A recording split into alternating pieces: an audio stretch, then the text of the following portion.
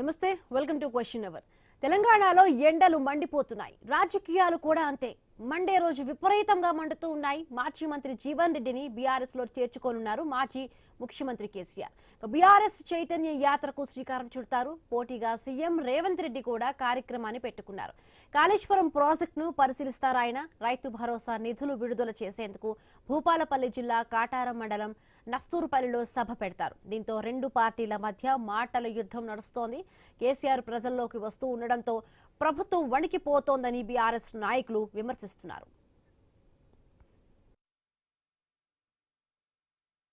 సింహం బయటికి వస్తా ఉంది అంటే గుంటనక్కల గుండెల్లో ఇలా రైలు ఉరుకుతున్నాయి.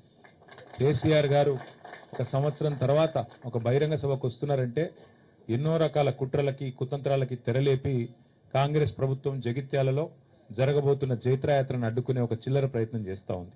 ఇంత కుత్సితమైన, ఇంత కుసంస్కారమైన, ఇంత చిన్న మెదడున్న ముఖ్యమంత్రి బహుశా భారతదేశంలో ఎవరు ఉండరు, ఒక రేవంత్ రెడ్డి తప్ప. ఆయనకు హైటే తక్కువ అనుకున్న, బుర్ర కూడా తక్కువనే. జగిత్యాలలో జన ప్రభంజనాన్ని అడ్డుకుంటామని రేవంత్ రెడ్డి గారు, అదేవిధంగా ఇక్కడ ఉన్న హైబ్రిడ్ ఎమ్మెల్యే, హైబ్రిడ్ కూడా కాదు, ఏం బ్రీడో ఇది, ఏ బ్రీడో ఆ బ్రీడ్ ఎమ్మెల్యే ఇక్కడ ఉన్నాయన ఏ పార్టీ ఆయనకే తెలియదు. జగిత్యాల నుంచే మళ్లీ బీఆర్ఎస్ జైత్రయాత్ర మొదలైతుంది, దండయాత్ర మొదలైతుంది. రేవంత్ రెడ్డికి భరతం పట్టడానికి తెలంగాణ ప్రజలు మరి రంగం సిద్ధం చేసినారని ఒక వాతావరణం వస్తుందని ఆయనకు భయం పట్టుకుంది. ఆయన అట్టర్ ఫ్లాప్ పాలన, 6 గ్యారంటీలని, 420 హామీలని, 13 డిక్లరేషన్లు, అన్ని వర్గాలను మోసం చేసిన విషయం బయటపడుతుందని చెప్పి ఆయనకు భయం పట్టుకున్నది. కాంగ్రెస్ తో 4 దశాబ్దాల అనుబంధాన్ని తెంచుకున్నారు మాజీ మంత్రి జీవన్ రెడ్డి. ఇప్పటికే బీఆర్ఎస్ చీఫ్ కేసీఆర్ ను మర్యాదపూర్వకంగా కలిశారు. పార్టీలో చేరాలంటూ బీఆర్ఎస్ వర్కింగ్ ప్రెసిడెంట్ కేటీఆర్ ఆహ్వానం మేరకు జీవన్ రెడ్డి ఓకే చెప్పారు. దీంతో జీవన్ రెడ్డి చేరికను భారీగా నిర్వహించేందుకు జగిత్యాలలో బహిరంగ సభ నిర్వహించాలని కేసీఆర్ నిర్ణయించారు.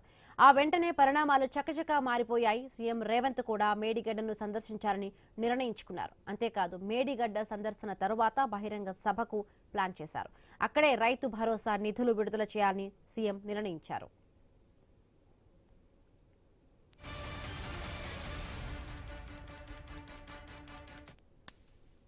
పోటాపోటీ బహిరంగ సభలతో ఉత్తర తెలంగాణలో పొలిటికల్ హీట్ అంటుకుంది. మాటల దాడి తారాస్థాయికి చేరనుందా? అది కాస్త మేడిగడ్డ వర్సెస్ జగిత్యాలుగా మారబోతోందా? బీఆర్ఎస్ కు పోటీగా ఎందుకు రేవంత్ రెడ్డి సభ పెడుతూ ఉన్నారు? బీఆర్ఎస్ నేతలు ఆరోపిస్తున్నట్టు ప్రభుత్వంలో భయం పట్టుకుందా? కేసీఆర్ కు కవరేజ్ ను తగ్గించే ప్రయత్నమా? అది సాధ్యమా? సీఎం సభ ఉంటే కేసీఆర్ కు జనం రారా? కేసీఆర్ మీటింగ్ ను ఫెయిల్ చేయాలని రూలింగ్ పార్టీ స్కెచ్ చేసిందా? మరి ఎంతవరకు సక్సెస్ అవుతారు? మొత్తంగా కూడా చూద్దాము. ఉత్తర తెలంగాణలో పెరిగింది పొలిటికల్ హీట్. పోటాపోటీగా అటు కాంగ్రెస్ బీఆర్ఎస్ నేతలు బహిరంగ సభలు ఏర్పాటు చేశారు. సీఎం రేవంత్ రెడ్డి అలాగే మాజీ సీఎం కేసీఆర్ కూడా పోటాపోటీగా బహిరంగ సభలు నిర్వహిస్తూ ఉన్నారు. సో ఏం జరగబోతోంది? ఎట్లాగే కూడా అడ్డుకుంటారా? ఎట్లా ఉండబోతుంది? మా కలీగ్ సుధా అక్కడ న్యూస్ రూమ్ నుంచి జాయిన్ అయ్యారు. సుధా, ఎట్లా ఉండబోతుంది ఇవాళ? అటు మాజీ సీఎం ఇద్దరు కూడా పోటాపోటీగా సభలు పెడుతున్నారు. ఎట్లా ఉండొచ్చు సుధా?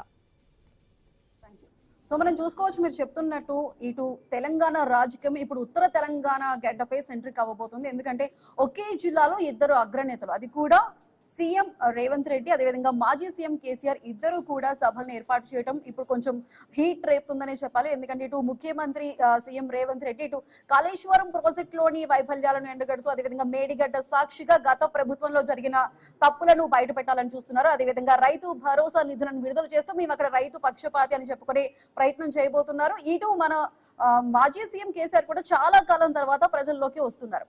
ఈ సభ సందర్భంగా కూడా ఇటు గత సీనియర్ నాయకుల్ని ఇటు పార్టీలోకి చేర్చుకుంటూ మళ్ళీ పూర్వ వైభవాన్ని తీసుకొచ్చే విధంగా అదేవిధంగా కాంగ్రెస్ లోని లోపాలను బట్టబయలు చేసే విధంగా కూడా ఇటు మాజీ సీఎం కేసీఆర్ సభ అయితే కంటిన్యూ అవ్వబోతుంది. అసలు ఏ విధంగా ఉండబోతుంది? 2 సభలు కూడా ఒకేసారి ఒకే జిల్లాలో ఒకే టైంలో కూడా ఒకే రోజున జరగబోతున్నాయి. మరి దీనికి సంబంధించి ఏ విధంగా ఉండబోతుంది? అసలు ఈ సభల నిర్వహణకి సంబంధించి ఇప్పుడు మనతో పాటు మాట్లాడడానికి రామ్మూర్తి గారు బీఆర్ఎస్ నాయకులు ఉన్నారు. అదేవిధంగా మిట్ట నరసయ్య గౌడ్ గారు కాంగ్రెస్ నుంచి కూడా ఉన్నారు. ముందుగా నరసయ్య గౌడ్ గారు నమస్కారం అండి. నరసయ్య గౌడ్ గారు వినిపిస్తుందండి? వినిపిస్తుంది మేడం. నా వాయిస్ క్లియర్ ఉందా? హలో నరసయ్య గౌడ్ గారు వినిపిస్తుందండి? ఆడియో ఓకేనండి? మీ ఆడియో ఓకే, నా ఆడియో ఓకేనా? వస్తుందండి ఇప్పుడు. నర్సయ్య గౌడ్ గారు, ముఖ్యంగా ఇటు ఆల్రెడీ ఇటు కేసీఆర్ సభ ఫిక్స్ అయిన తరువాత ఇప్పుడు సేమ్ అదే జిల్లాలో అదే సమయానికి ఇటు సీఎం రేవంత్ రెడ్డి సభని కూడా అక్కడ ఏర్పాటు చేయటం, ఇది కావాలని ఇటు మమ్మల్ని చూసి భయపడుతున్నారు అంటూ కూడా ఇటు బీఆర్ఎస్ నాయకులు చెబుతున్నారు. బీఆర్ఎస్ వర్కింగ్ ప్రెసిడెంట్ కేటీఆర్ కూడా చెప్పిన సందర్భం ఉంది. మరి దీనికి సంబంధించి ఒకే రోజు ఒకే సమయానికి సాయంత్రం సమయంలో ఇదే సభని ఏర్పాటు చేయటం, ఒకే జిల్లాలో ఏర్పాటు చేయడంపై మరి మీరేం చెప్తారండి? ముందుగా మీకు ప్యానెల్లో ఉన్న పెద్దలకు వ్యూవర్స్ కు నమస్కారం. ఇప్పుడు ప్రభుత్వం అనేది కంటిన్యూస్ ప్రాసెస్. ఇవాళ కేసీఆర్ వస్తుండేనో లేకపోతే ఇంకొకరు వస్తున్నారనో ఎవరికో భయపడో చూసి నేర్చుకోవాలనో ఎట్లాంటి కాదు. ప్రభుత్వం ఆల్రెడీ డిసైడ్ చేసినటువంటి సభ కాళేశ్వరాన్ని దర్శించాలనేది ఇంతకు ముందే మేము తీసుకున్నటువంటి నిర్ణయం. కేసీఆర్ సభ పెట్టుకోవడానికి మేము సభ పెట్టుకోవడానికి అసలు సంబంధమే లేదు. అదే కాకుండా కేసీఆర్ గారు సంవత్సరానికి ఒకసారి బయటకు వస్తాడు, తోలు తీస్తా తొక్క తీస్తా అంటాడు, పోయి పాముదల పడతాడు. ఆయన తోటి ప్రజలకు గాని ప్రభుత్వానికి గాని ఎవరికి కూడా భయపడాల్సిన అవసరం లేదు కదండి. వారు చేసేది ఏం లేదు కదా. అప్పుడొకసారి వచ్చి చుట్టపు చూపుగా వచ్చి ఏదో ఒక 2 డైలాగులు 10 డైలాగులు వేసి పోతాడు.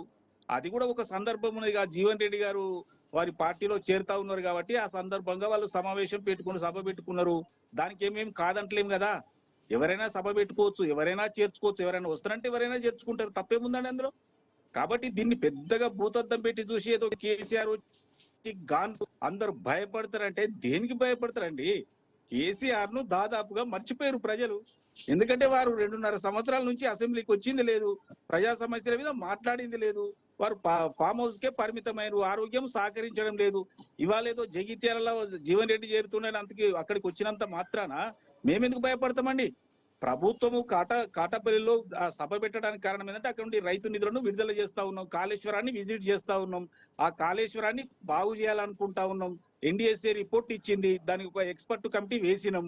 దాన్ని ఎలా బాగు చేయాలి, ఎలా నీళ్లు అందించాలి, ఇంతకు ముందు పెట్టినటువంటి 1,00,000 కోట్ల రూపాయలు వృధా పోకుండా దాన్ని ఉపయోగంలోకి ఎలా తీసుకురావాలి, ఇది మా ఆలోచన. మేము ఏం ఆలోచన చేసినా ప్రజల కొరకు ఆలోచన చేస్తాం, ప్రజలు బాగుండాలని ఆలోచన చేస్తాం.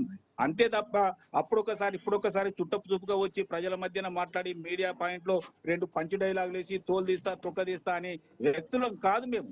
ఇది కాంగ్రెస్ పార్టీ అంటే ప్రజల పార్టీ. కాబట్టి మేము ఎప్పుడు ప్రజలలోనే ఉంటాం. కాబట్టి నేను అడుగుతున్నా, నేను డిమాండ్ చేస్తున్నా కేసీఆర్, అయ్యా కేసీఆర్ గారు ఇప్పటికైనా మీరు ఫామ్ హౌస్ బయటకు వచ్చిర్రు, జనంలోకి వచ్చిండ్రు, మీరు జనము గురించి ఏం చెప్తారు? అంటే 2.5 సంవత్సరాలు ఫామ్ హౌస్ లో ఉండి ఏం చేసిరని చెప్తారు మీరు? అంటే ప్రజల కొరకు అంటే 1,10,00,000 రూపాయల జీతభత్యాలు తీసుకున్న మీరు దానికి ఏమన్నా చేసిండ్రా? రెండో విషయం ఏంటంటే మీరు 1,00,000 కోట్ల కట్టినప్పుడు కేవలం అఫీషియల్ డాక్యుమెంట్ 95,000 నుంచి 1,00,000 ఎకరాలకు మాత్రమే ఇచ్చినని మీరే చెప్పారు కదా. మరి దానికి అపోహలు తీసుకొచ్చి 20 లక్షలు 30 లక్షలు 40 లక్షల ఎకరాలకు నీళ్లు ఇచ్చినామని మళ్ళీ అబద్ధాలు చెప్పడానికి ప్రయత్నం చేస్తారా? మరొక డిమాండ్ ఏంటంటే, నేను డిమాండ్ చేసే ఇంకో ముఖ్యమైన విషయం ఏంటంటే, కవిత గారిని కారణం చేయడానికే మీరు ఈ మీటింగ్ పెట్టిరని నేను అనుకుంటా ఉన్నా. ఎందుకంటే తన సొంత బిడ్డ ఆరోపణలు చేస్తే కూడా ప్రతిస్పందించే అవకాశం లేకుండా పోయింది. ఇలా కేటీఆర్ గాని కేసీఆర్ గాని హరీష్ గాని ఎవరు కూడా కవితకు సమాధానం చెప్తలేరు. కవిత ఎన్ని అవినీతి ఆరోపణలు చేసింది? మేము తప్పు బీఆర్ఎస్ తప్పు చేసిందని 100కు 100 సార్లు చెప్పింది. ఒక్కరు కూడా సమాధానం చెప్పరు. కేసీఆర్ మీద ఆరోపణలు చేసింది, కేటీఆర్ మీద ఆరోపణలు చేసింది, హరీష్ రావు మీద అడుగుల ఆరోపణలు చేసింది. మధ్యవర్గాలకు సంబంధించి మీరేమన్నా ఆరోపణలకు సమాధానం ఇస్తారు? కేసీఆర్ నోరు ఇప్పుతాడు. మరి తన కూతురు, తన కడుపులో పుట్టిన కూతురు ఆరోపణ చేస్తే దానికి కూడా సమాధానం చెప్పలేని పరిస్థితిలో కేసీఆర్ ఉంటే, కేసీఆర్ ను నమ్ముకొని తెలంగాణ ప్రజలు లేరు అనేది స్పష్టమే కదా. కాబట్టి ముఖ్యమంత్రి రేవంత్ రెడ్డి గారు, ఇప్పుడు రామ్మూర్తి గారు కూడా ఉన్నారు, ఒకసారి ఆయన అభిప్రాయం తెలుసుకుందాం. మీరు చెప్పిన విధానంగా ఆయన ఏం చెప్తారో ఒకసారి చూద్దాం. నర్సయ్య గారు నమస్కారం అండి. చెప్పండి నర్సయ్య గారు, ఇప్పుడు ఇటు నర్సయ్య గౌడ్ గారు చెబుతున్నట్టు, రామ్మూర్తి గారు ఇటు నర్సయ్య గౌడ్ గారు చెబుతున్నట్లు ఈ సభ ఇటు కవిత ఇష్యూని కవర్ చేయడానికే ఇప్పుడు కేసీఆర్ బయటకు వచ్చారు, ఇప్పుడు ఈ సభలు నిర్వహిస్తున్నారు, ముందుకు వెళ్ళబోతున్నారు అని చెప్తున్నారు. మరి దానికి సంబంధించి మీరు ఏం చెప్తారండి? కవిత ఇష్యూ కవర్ చేసుకోవాలనుకుంటే మేము సస్పెండ్ చేయకపోతున్నాం అండి, పిలిపించి మాట్లాడుకుంటున్నాం. ఎందుకంటే ఆమె చేసేది కొంచెం మా పార్టీకి డ్యామేజ్ అవుతుంది కాబట్టి ఆమె సస్పెండ్ చేయడం జరుగుతుంది. ఇంకోటి ఏంటంటే, మా మీద వచ్చిన ఆరోపణలు మీరు సమాధానం చెప్పాలట, కానీ రేవంత్ రెడ్డి మీద అదేవిధంగా కవిత గారి మీద వచ్చిన ఆరోపణలకు మాత్రం సమాధానం చెప్పండి. ఇది ఎక్కడ దూదా వేకరండి? ఇప్పుడు ఒకటే ఇంట్లోకెళ్ళి 36 కంపెనీలు ఉన్నాయని కాంగ్రెస్ సంబంధించిన ఎమ్మెల్సీ క్లియర్ గా కవిత గారి మీద రేవంత్ రెడ్డి గారి మీద సూటిగా ప్రశ్నించింది. దానికి ఇంతవరకు సమాధానం చెప్పారు. దాని మీద దాటవేసే ధోరణి. అదే విధంగా కాళేశ్వరం మీద ఎప్పుడు వాస్తవంగా కేసీఆర్ గారు మీటింగ్ పెట్టినా, కేసీఆర్ బయటకు వచ్చినా కాళ్ళు చేతులు వనికి గుర్తొచ్చేది ఒక కాళేశ్వరం మాత్రమే. ఇంకోటి ఏంటంటే కాళేశ్వరాన్ని ఇప్పుడు కాళేశ్వరం మీద ఇంతవరకు రాజకీయాలు చేసి ఏమైనా సాధించిందా అంటే వాస్తవంగా కాంగ్రెస్ పార్టీ ఇంతవరకు కూడా ఏం సాధించలేదు. అదే విధంగా గతంలో ఏమన్నా సాధించిందా, తెలంగాణకి ఏమైనా నీళ్ళు ఇచ్చిందా అంటే కూడా దాదాపు 2014 ముందు ఒక ఎస్ఆర్ఎస్పీ తప్ప ఒక్క ప్రాజెక్ట్ కూడా కట్టలేదు. ఇంకోటి ఒక ఎస్ఆర్ఎస్పీ దాని సామర్థ్యం కూడా 80 టీఎంసీ, దాదాపు 968 టీఎంసీలు రావాల్సిన తెలంగాణకు 60 ఏళ్లుగా మోసం చేసిందే కాకుండా ఇంకా దగా చేసిందే కాకుండా ఈ నేల నిలబడడానికి, ఈ నేల కరువు ప్రాంతంగా మారడానికి, అదే విధంగా ఇక్కడ నుంచి వలసలు పోవడానికి కారణమైన కాంగ్రెస్ పార్టీ, అదే విధంగా ఈ నేల మీద చావులకు కారణమైన కాంగ్రెస్ పార్టీ తొలి దశలో మలి దశలో అంత మందిని చంపుతుంది. దాదాపు 2000 మందిని చంపిన తర్వాత అప్పటికి కూడా ఇంకా కూడా సోయలేని ఈ కాంగ్రెస్ పార్టీ ఇంకా వాస్తవానికి మాట్లాడే అర్హత లేదండి. ఇంకా గోదావరి మీద కానీ ఈ కాళేశ్వరం మీద కానీ మాట్లాడే నైతికత కూడా కాంగ్రెస్ పార్టీకి లేదు. ఇంకోటి ఏంటంటే వాస్తవంగా 1486 టీఎంసీలో మనకు వాటా, ఎందుకంటే మన తెలంగాణ ప్రాజెక్టులు దాదాపు 968 టీఎంసీలు వాడుకోవాలి, అదేవిధంగా ఆంధ్రప్రదేశ్ 518 వాడుకోవాలి. కానీ అదానిగా వాస్తవంగా మనం ముఖం మీద 80 టీఎంసీలు కొట్టి ఇక ఇంకా మొత్తం అన్యాయం చేసి ఒక ఎస్ఆర్ఎస్పీ తర్వాత మన ధవళేశ్వరం ఉంటుందండి. దాదాపు 600 కిలోమీటర్ల గోదావరి తెలంగాణలో ప్రవేశిస్తే ఒక్క ప్రాజెక్టు కట్టకపోతే గౌరవ కేసీఆర్ గారు వచ్చిన తర్వాత అయితే ఎస్ఆర్ఎస్పీ తర్వాత సదర్మాట్ తర్వాత ఎల్లంపల్లి తర్వాత సుందిలా తర్వాత అన్నారం తర్వాత ఏదైతే మేడిగడ్డ తర్వాత సమ్మక్క సాగర్ తర్వాత సీతమ్మ సాగర్ ఇలాంటి ప్రాజెక్టులు కట్టి గోదావరి మీద నీటిని ఏదైతే ఉత్తర తెలంగాణకి ఎత్తిపోసి దాదాపు 400 నుంచి 500 టీఎంసీ ప్రజెంట్ మనం వాడుకుంటున్నాం. అవసరమైతే మీరు నీటిపారుదల శాఖ నుంచి మీరు ఏ డాక్యుమెంట్ అని తీసుకురండి. ఒకప్పటికి 2014 ముందు ఏ విధమైన గోదావరి మీద నీటి సాగు ఉంటే 2014 నుంచి 23 వరకు ఏ విధంగా సాగు వచ్చింది. ఎస్, ఇప్పుడు కాళేశ్వరం కట్టిన తర్వాత 20 లక్షల ఎకరాలకు మేము నీళ్లు అందించినాం. అది కూడా వాస్తవంగా పార్లమెంట్ సాక్షిగా ఉత్తర దక్షిణ తెలంగాణలో మొత్తం తెలంగాణ వ్యాప్తంగా కృష్ణా మీద అదేవిధంగా గోదావరి మీద 98 లక్షల ఎకరాలకు నీళ్లు కొత్తగా సాగు నీటి అందించింది అన్నది వాస్తవంగా క్లియర్ గా పార్లమెంట్ కూడా చెప్పడం జరిగింది. ఇప్పటికి కూడా ఈ నీళ్ల మీద రాజకీయాలు చేసుకుంటా ఈ మేడిగడ్డ వాస్తవంగా ఎంత అవుతుందండి? దాదాపు 200 నుంచి 300 కోట్లు ఏదైతే రిపేర్ చేస్తే అయిద్దని వాస్తవంగా 2023లో డ్యామ్ సేఫ్టీ అథారిటీ క్లియర్ గా చెప్పింది. అది చదివి వినిపిస్తారు. The irrigation department has estimated that 300 crores would be required for complete restoration of Medigadda barrage. ఇంత క్లియర్ గా దాదాపు 3 ఏళ్ల కింద చెప్పినా కూడా మొద్దు నిద్రలో ఉన్న ఈ కాంగ్రెస్ పార్టీ ఎన్నికల కోసం యూజ్ చేసుకున్నారు. అప్పుడు అసెంబ్లీ ఎన్నికలకు యూజ్ చేసుకున్నారు, దాని తర్వాత ఎంపీ ఎన్నికలకు యూజ్ చేసుకున్నారు, దాని తర్వాత స్థానిక ఎన్నికలు కూడా యూజ్ చేసుకున్నారు. రేపు ఎందుకంటే జెడ్పీటీసీ ఎంపీటీసీ ఎన్నికలు కూడా ఉన్నాయి కాబట్టి దాని మీద మళ్ళీ రాజకీయం చేసుకుంది. ఇంకోటి ఏంటంటే రేపు ఇప్పుడు వాస్తవానికి సాయంత్రం మేడిగడ్డ పోయినా కూడా ముఖ్యమంత్రి పాత విజువల్ చూస్తారండి. ఎందుకంటే ఆల్రెడీ ఎల్ఎన్టీ మొత్తం కంప్లీట్ గా రిపేర్ చేస్తున్నది. కంప్లీట్ గా ఎక్కడైతే పగులు ఉంటాయో వాటిని కూడా కంప్లీట్ గా ప్యాచింగ్ చేసింది. అదే విధంగా ఒక కెమికల్ ట్రీట్మెంట్ చేసి దాన్ని కూడా కంప్లీట్ చేసింది. ఒకవేళ ఇక్కడ మన టీవీలలో ఎవరైతే ప్రేక్షకులు చూస్తున్నారో ప్రజలు చూస్తున్నారో ఒకవేళ పాత విజువల్ చూస్తే మాత్రం నమ్మకండి. నేను మొన్నటికి నిన్న కూడా వెళ్ళొచ్చిన, నిన్న వెళ్ళినా మొన్న కూడా ఆన్నే ఉన్నా. మొత్తం కంప్లీట్ గా ఏం జరుగుతుంది, ఏ విధంగా దాన్ని రిపేర్ చేస్తుంది. 2 పిల్లలకు 300 కోట్లు పెట్టడానికి రాదా అండి? ఇంకోటి ఏంటంటే వాస్తవాలు చెప్తున్నా, ప్రభుత్వం ఎంత దుబారా చేస్తుందంటే విశ్వసుందరి మనం తీసుకొస్తుందండి, దానికి 300 కోట్లు ఖర్చు పెట్టింది. వాళ్ళని గౌరవించాలంటే వాళ్ళని కూడా గౌరవించాలి. వాళ్ళని వేసేలాగా చూసిళ్ళు. ఇంగ్లాండ్ సంబంధించిన మిల్లా మ్యాగీ అయితే ఇంగ్లాండ్ పోయిన తర్వాత ఆమె ఏడ్చుకుంటూ వీడియోలు పెట్టి చాలా దుర్మార్గులు అక్కడ ఉన్నోళ్ళు మొత్తం కంప్లీట్ గా మనం వేసేలాగా చూసిందని ప్రపంచం ముందట హైదరాబాద్ బ్రాండ్ ఇమేజ్ మొత్తం ఇజ్జత్ తీసింది. అదే విధంగా ఈయన బక్క కాళ్ళతో విన్యాయం చేయడానికి వీళ్ళ మనవని కోసం మెస్సీని తీసుకొచ్చి మెస్సీ కూడా ఓన్లీ అపాయింట్మెంట్ కోసం ఒక 100 కోట్లు ఖర్చు పెట్టిళ్ళు. మళ్ళీ ఫుట్బాల్ ఆడడానికి మళ్ళీ వేరే ఖర్చు, దానికి దాదాపు 200 నుంచి 300 కోట్లు దానికి ఖర్చు పెట్టింది. దాంతో ఏమన్నా వచ్చిందంటే దాంతో తెలంగాణ ప్రజలకి కన్నీళ్లు చూడడానికి ప్రయత్నం చేస్తారు. లేకపోతే మెస్సీని తీసుకొచ్చినా లేకపోతే విశ్వసుందరి మనం తీసుకొచ్చినా మన పొలాల్లో నీళ్ళు వస్తాయండి. ఇలాంటి దుర్మార్గ పైన పని చేసుకుంటా అదే విధంగా ప్రజల జీవితాలతో 28 నెలలు 30 నెలలు ఆడుకునేదే కాకుండా ఇంకా వీళ్ళు ఏదైతే ఎమ్మెల్యేలు ఏమో సాధించినట్టు మొత్తం ఆటలు ఆడుకున్నారు మొన్నటి దాకా. ఆ ఆటలకు ఎంత ఖర్చు పెట్టినా 15 కోట్ల నుంచి 20 కోట్ల దాకా మళ్ళీ ఖర్చు పెట్టిళ్ళు. ఈ విధంగా ప్రజాధనాన్ని దుర్వినియోగం చేస్తూ ఎంటర్టైన్మెంట్. ఇంకోటి ఏంటంటే ఒకటే నిమిషం అంటే ఇప్పుడు రేవంత్ రెడ్డి ఒక్క మేడిగడ్డ ప్రాజెక్టు ఒక సుందిల్ల ఒక అన్నారం కాదండి, మొత్తం తిరగమనండి. ఎందుకంటే ఒక కాళేశ్వరం అంటే ఒక 3 బ్యారేజీలు కాదండి. వాస్తవంగా ఏంటంటే 15 రిజర్వాయర్లు, అదే విధంగా 19 సబ్ స్టేషన్లు, 21 పంప్ హౌస్లు, అదే విధంగా 1531 కిలోమీటర్ల గ్రావిటీ కెనాల్స్. అంటే 1531 కిలోమీటర్లు అంటే హైదరాబాద్ నుంచి ఢిల్లీ వరకు అండి. ఇప్పుడు వీళ్ళు హైదరాబాద్ నుంచి ఢిల్లీకి చక్కర్లు కొడతారు కానీ గౌరవ కేసీఆర్ గారు తెలంగాణ నేల మీదే హైదరాబాద్ నుంచి ఢిల్లీ వరకు పోయేంత ప్రాంతం ఉన్న డిస్టెన్స్ లో మొత్తం తెలంగాణ వ్యాప్తంగా మొత్తం కంప్లీట్ గా ఏది గ్రావిటీ కెనాల్ చేయడం జరిగింది. అదే విధంగా వాస్తవంగా ఏంటంటే Okay.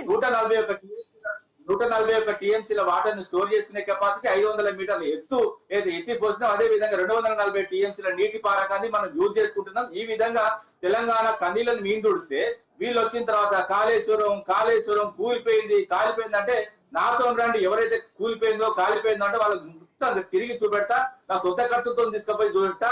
ఇంకోటి ఏంటంటే ఎక్కడ కూడా ప్రాజెక్ట్ కూడా ఒక 2 పిల్లలు రిపేర్ చేస్తే బ్రహ్మాండంగా ఉంటుంది. ఇంకోటి ఏంటంటే డ్యామ్ సేఫ్టీ అథారిటీ క్లియర్ చెప్పడం. ఇంకోటి ఏంటంటే ఒక చాలా చిన్న విషయం అండి, ఇదే నది మీద ఇదే గోదావరి నది మీద కొంచెం కిందికి పోతే ఆంధ్రప్రదేశ్ వచ్చిన తర్వాత పోలవరం ఉంటుందండి. పోలవరం పొల్లు సార్లు కొట్టుకపోయింది, స్పిల్వే కొట్టుకపోయింది, ఆ విధంగా గేట్ కూడా కొట్టుకపోయింది. ఆఖరికి ఏదైతే కాపర్ డ్యామ్ ఉంటే కాపర్ డ్యామ్ కూడా కొట్టుకపోయింది. అక్కడ అయితే దానికి కేంద్రానికి సంబంధించిన చంద్రశేఖర్ అయ్యర్ అనే ఒక మేధావి ఉంటుందండి. ఆ మేధావి వాస్తవంగా మళ్ళీ ఇక్కడికి వచ్చి మేడిగడ్డకు వచ్చి వాస్తవంగా ఏ రాష్ట్ర ప్రభుత్వం అయినా ఎక్కడైనా ప్రమాదం జరిగితే డ్యామ్ల మీద పిలిస్తే రావాలి, పిలువకున్నా వచ్చి పిలువని పేరంటంగా వచ్చి ఉటావుటిన ఎన్నికలున్న సందర్భంలో నర్సయ్య గారు ఒకసారి మనం నర్సయ్య గారితో మాట్లాడదాం. రామ్మూర్తి గారు, నర్సయ్య గారు ఇప్పుడు చెబుతున్నట్లుగా ఇది మేడిగడ్డ సందర్శన అనేది కేవలం ఇది రాజకీయ ప్రభావం కోసం మాత్రమే. ఎందుకంటే ఇటు ప్రాజెక్ట్ రిపేర్లు కానీ సాగునీటి సరఫరాకు సంబంధించి కానీ ఎటువంటి స్పష్టమైన చర్యలు కూడా ఇప్పటివరకు కాంగ్రెస్ ప్రభుత్వం తీసుకోలేదని చెప్తున్నారండి. నేను ఏమంటారు, వారు చెప్పేది అర్థాలు. ఎందుకంటే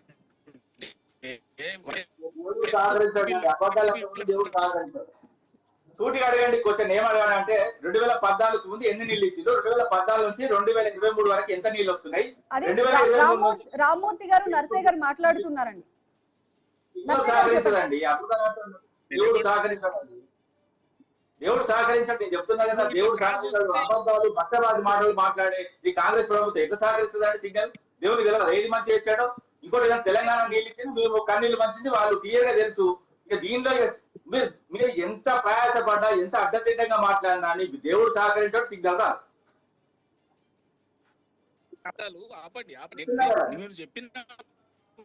చెప్తున్నా కదా, నేను అదే చెప్తున్నా, సిగ్నల్ సహకరించాడు. భగవంతుడు చాలా గొప్పోడు, కాళేశ్వరుడు ఉన్నాడు. నిజంగా చెప్తున్నా కాళేశ్వరుడు, నేను చెప్తున్నా ముక్తేశ్వరుడు, అదే విధంగా నేను చెప్తున్నా గోదావరి నది మీద ఏదైతే 3 నదులు కలిసి రామ్మూర్తి గారు ఒకసారి నర్సయ్య గారు చెప్తుంది కూడా మనం వినాలండి. ఒకసారి నర్సయ్య గారు చెప్పేది విందామండి.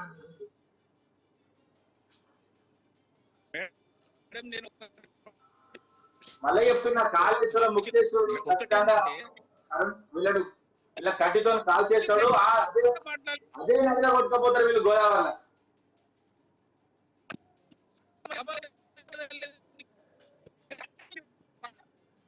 మీరు ఏం చేస్తే దేవుడు సహకరించాడు. ఆ శివుడు మామూలు శివుడు కాదు, కాళేశ్వరుడు. మొత్తం భారతదేశంలో అలాంటి శివలింగం లేదు. అలాంటి శివలింగం ప్లేస్ లో ఒక పుణ్యక్షేత్రంలో మీ ప్రాజెక్టు కట్టినాం. శివుడు మీకైనా సహకరిస్తారండి. ఇప్పుడు మీరు ఎన్నికల కోసం యూజ్ చేసుకున్నారు, అది దేవుడికి తెలిసిపోయింది క్లియర్ గా. మీకు తలుపులు మూసుకపోయినాయి. అదే కాళేశ్వరంలో మీ కాంగ్రెస్ పార్టీ కొట్టుకపోక తప్పదు. ఓకే రామ్మూర్తి గారు, థ్యాంక్ యూ సో మచ్ అండి. ఓకే నర్సయ్య గౌడ్ గారు, థ్యాంక్ యూ అండి. సో ఈ రోజు ఒకే జిల్లాలో ఇద్దరు అగ్రనేతలు కూడా సభ పెట్టబోతున్నారు. అది సాయంత్రం 5 గంటలకి ఇద్దరి సభ కూడా స్టార్ట్ కాబోతుంది. మరి ఏ పార్టీ ఎటువైపు నుంచి ఎటువంటి వ్యూహాలు రచిస్తారు, ఎటువంటి ప్రసంగాలు చేస్తారు అనేది అయితే ఆసక్తికరంగా మారింది. ఇది వాళ్ళ క్వశ్చన్ ఎవరు. Keep watching I news.